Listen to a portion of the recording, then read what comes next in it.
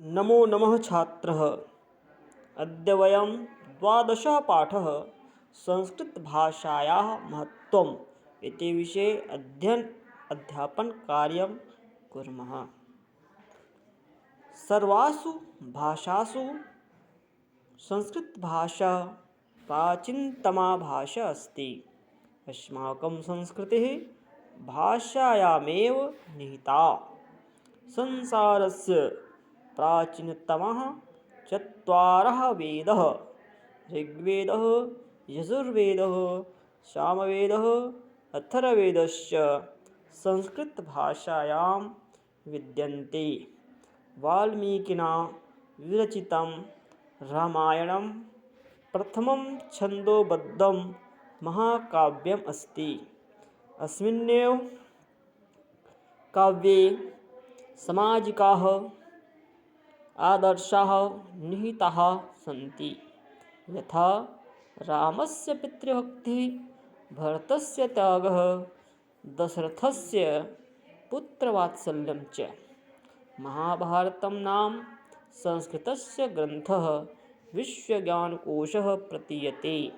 गीता अपि महाभारतस्य एव महत्त्वपूर्णांशः अस्ति।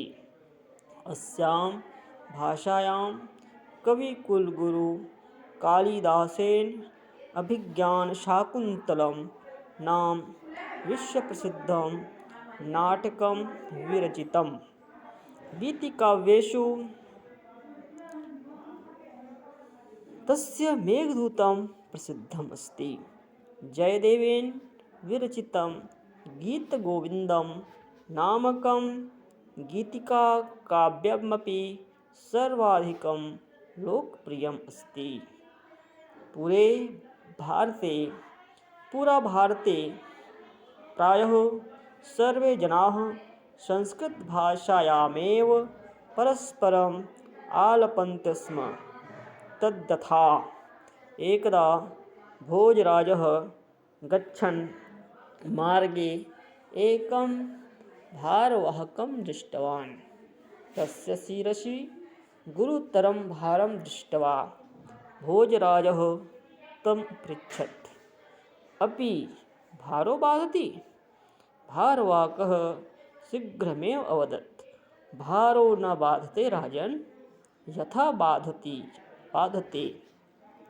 अनेन प्रतीयते यत् सामान्यमपि जनाः संस्कृतभाषां जानन्ति स्म।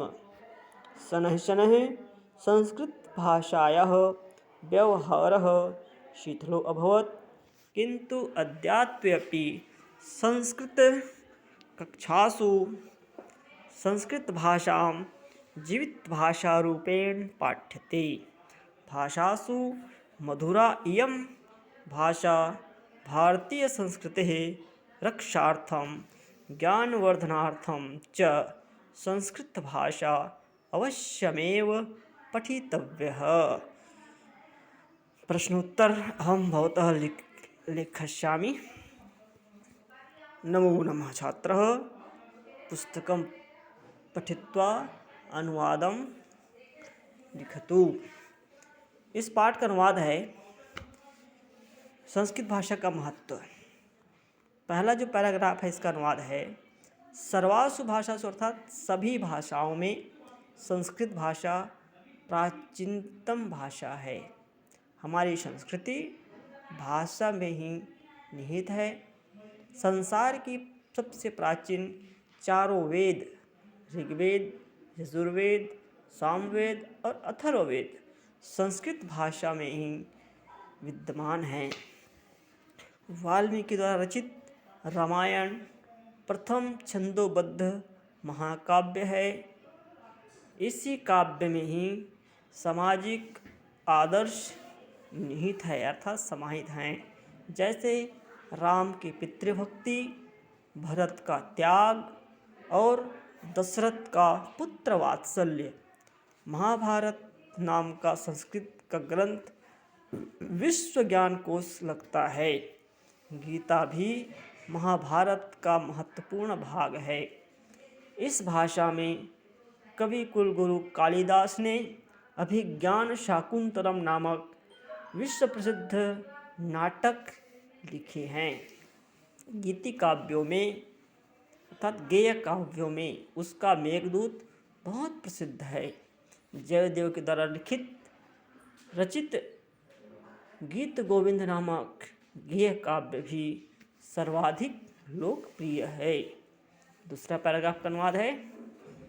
पहले भारत में प्रायः सभी लोग संस्कृत भाषा में ही परस्पर वार्तालाप करते थे। जैसा कि एक बार भोजराज मार्ग पर जाते हुए एक भारवाहक को देखे। उनके सिर पर ज़्यादा बोझ भार को देखकर भोजराज उनसे पूछे, अपि भारो बाधते, कि क्या बोझ से कष्ट है? भारवाहक शीघ्र ही उत्तर देता है, बोले, भारो न बाधते राजन। बोलते हैं कि बोझ से कष्ट नहीं है राजन, यथा बाधति बाधते, जैसे जो बाधते से कष्ट है।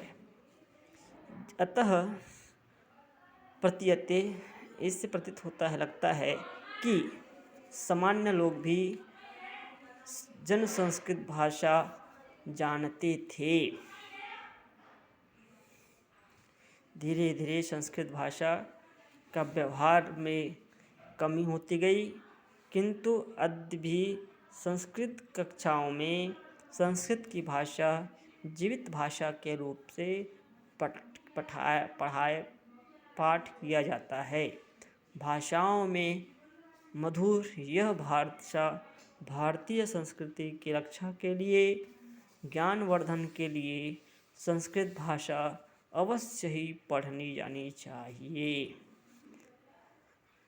नमो नमः छात्रः।